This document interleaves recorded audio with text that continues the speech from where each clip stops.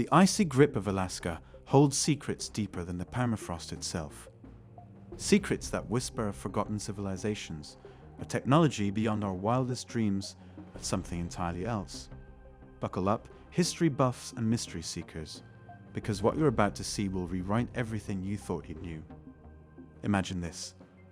A team of seasoned archaeologists, braving the unforgiving Alaskan wilderness, stumbles upon a discovery that shatters the very foundations of history.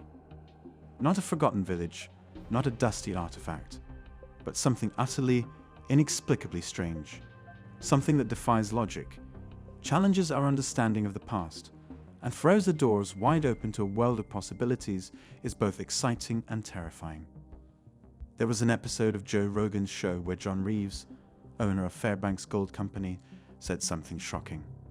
He told people about an interesting place in Alaska called the Bunyard. This news shocked both historical and scientific communities, as well as the general public, which sparked a lot of speculation.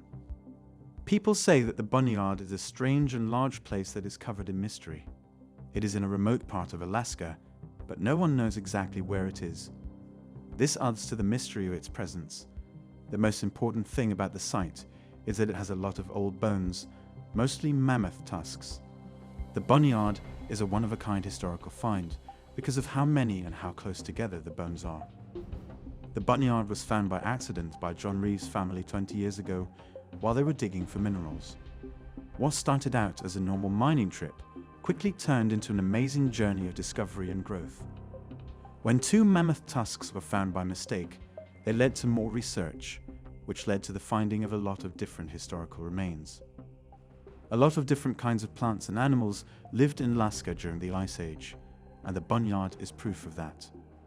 Along with the famous mammoths, the site has a huge number of fossilized remains from other vanished species. There are dangerous predators like short-faced bears and American lions, as well as animals like steppe bison. The appearance of such a wide range of animals gives us a lot of information about how the ecosystem worked in ancient Alaska. The finding of the Bunyard has big effects on the economy, especially when it comes to trading old artifacts for money. Mammoth tusks are especially valuable on the market, and perfect examples fetch ridiculously high prices. John Reeves' claim that a single pair of tusks can sell for up to $100,000 shows how valuable these items are. A lot of people are interested in these artifacts because they could be sold or dug up for money. This has caused what some have called an Alaskan bum rush. People from all over the country are interested in the Bunyard because it has a lot of money-making potential. They want to claim this newly discovered treasure trove.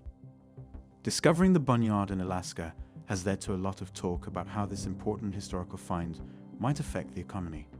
There are a lot of old bones in the area, especially mammoth tusks, which could lead to a big economic boom.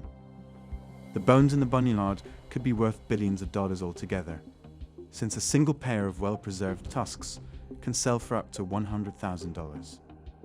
People from all over the country are interested in this new business opportunity, as well as people who live in the area. A lot of people from different parts of the United States are said to have flocked to Alaska in search of bones from the Bunyard. There are stories of hobby collectors, business people, and even families going to the cold desert to look for ancient riches. There's a lot of interest because of the potential for big profits. People from all walks of life are trying to get a piece of this growing market. These stories show how interesting and thrilling it was for many people when the Bunyard was found. Even though there is a lot of interest in the Bunyard, it is very hard to get to. Because the Bunyard is in a remote and icy area, it takes special tools and big machines to get around and dig properly. The rough terrain and harsh weather make it impossible to use normal means of exploration. So people who want to get to the Bunyard have to deal with transportation and tool costs that are too high for most people to afford. This added complexity in logistics makes the already difficult job of digging up and taking out the bones of old people even harder. Carbon testing of the bones found in the Bunyard has given us important information about their age and historical importance.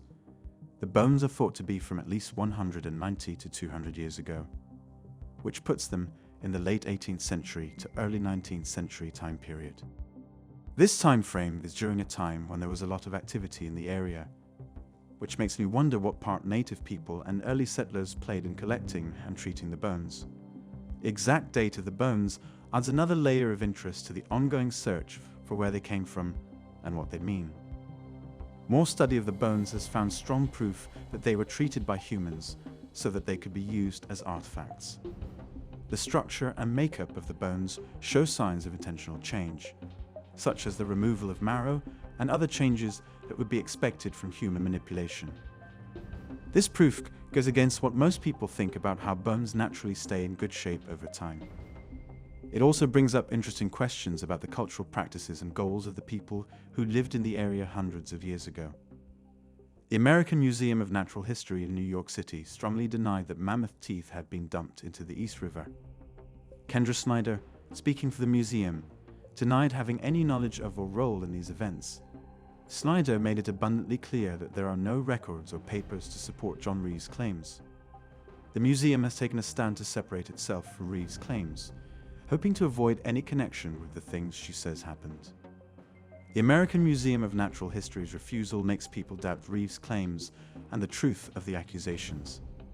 It makes me think that there might be a difference between what Reeves said and the historical records, or what the museum knows.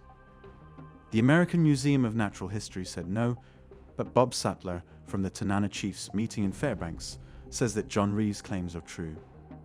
Sattler claims to have a copy of a report that renowned biologist and geneticist Dick Osborne wrote.